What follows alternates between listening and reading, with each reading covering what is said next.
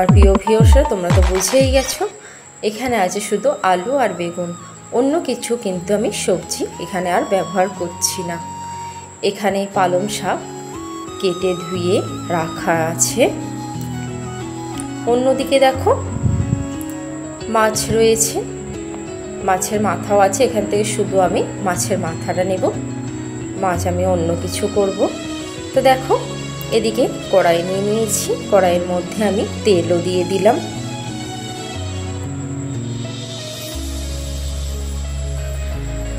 তেলটা দেওয়ার পর দেখো তেল কিন্তু গরম হয়ে গেছে। কড়াইয়ের আমি চারিদিকে তেলটা একটু লাগিয়ে নিলাম, তাহলে মাছ ভাজার সময়তেই বলো এমনি সবজি দিলেই বলো তলা ধরে যায় না। তো দেখো মাছ দিয়ে দিলাম, মাছটা আমি এদিকে ভাজতে দিলাম। আর অন্যদিকে দেখো মিক্সার জার নিয়ে নিয়েছি, মিক্সার জারের মধ্যে কয়েকটা কাঁচা লঙ্কা, কালো সর্ষে, কয়েক টুকরো আদা দিয়ে দিলাম, দিয়ে একটু জল দিয়ে দিলাম।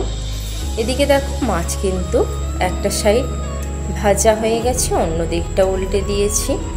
তো মাছ ভাজা আমার কমপ্লিট হয়ে গেছে, ওটা তুলে নিলাম। নিয়ে ওই তেলের মধ্যেই শুকনো লঙ্কা, তেজপাতা দিয়ে একটু এটা লাল লাল করে ভাজা ভাজা করে নিতে হবে। ভাজা করে নেওয়ার পর আমি এখানে 5 ফোড়ন দিয়ে দিলাম। 5 ফোড়ন দেওয়ার পর আলু আর বেগুনটা আমি এর মধ্যে দিয়ে দিলাম, দিয়ে একটু নাড়াচাড়া করে নিলাম। নিয়ে পরিমাণ মতন লবণ আর একটু হলুদ গুঁড়ো দিয়ে দিলাম, দিয়ে আবারও একটু ভালো করে নাড়াচাড়া করে নিলাম। নেওয়ার পর দেখো পালং শাক কেটে রাখাটা আমি এর মধ্যে দিয়ে দিলাম। দেওয়ার পর আবারও আমি ভালো করে নাড়াচাড়া করে নিলাম।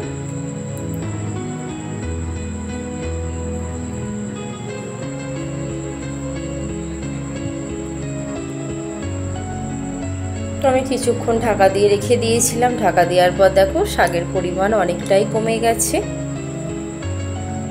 এদিকে আমার কিন্তু পেস্টও রেডি হয়ে গেছে। ওই পেস্টটা এবার আমি শাকটার মধ্যে ঢেলে দিলাম, দিয়ে আবারও ভালো করে মিশিয়ে নিতে হবে। মিশিয়ে নেওয়ার পর কিছুক্ষণ ঢাকা দিয়ে রেখে দিয়েছিলাম। রেখে দেওয়ার পর দেখো এখানে পরিমাণ মতন আমি এখানে চিনি অ্যাড করে দিলাম আর জিরে গুঁড়ো দিয়ে আবারও ভালো করে নাড়াচাড়া করে নিতে হবে। শাকটা খুব গরম, একদমই পুরো কচি ছিল, এত দারুণ গলে গেছিল যে কি বলবো।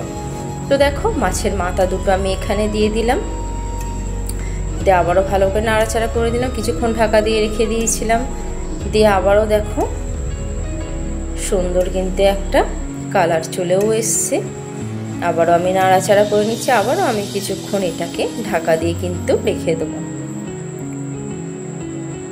তো দেখো তোমরা দেখে বুঝতেই পারছো যে শাকটা কত সুন্দর গলে গেছে একদম। এইভাবে আরও কিছুক্ষণ একটু রেখে দেবো জলটা কমার জন্য। তো দেখো আমার এখানে সম্পূর্ণভাবে রেডি পালং শাক ইলিশ মাছের মাথা দিয়ে। বেশি কিন্তু আমি এর মধ্যে একদম সবজি ব্যবহার করিনি। তো দেখো ওপর দিয়ে আমি ধনে পাতাটাও ছড়িয়ে দিলাম। তো কেমন লাগলো আমার প্রিয় ভিউয়ার্সরা অবশ্যই আমাকে কমেন্টে জানিও, আর অবশ্যই বাড়িতে ট্রাই করো। রাধে রাধে।